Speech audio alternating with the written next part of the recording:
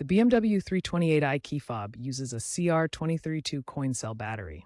To replace it, you'll need a small flathead screwdriver or a plastic pry tool. First, locate the seam on the key fob, usually between the key blade and the remote buttons. Insert the pry tool into the seam and gently twist to separate the two halves. Avoid using excessive force to prevent cracking the plastic casing. Once open, you'll see the battery.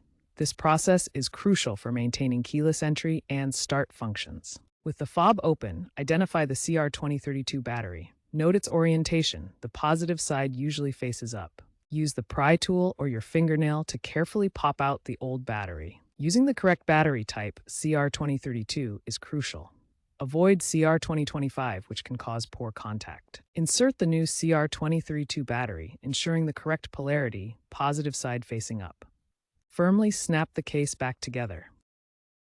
The fob should reprogram automatically with the car, but if not, a quick cycle of the ignition can reset it. Clean the contacts with a soft cloth if there's any residue buildup.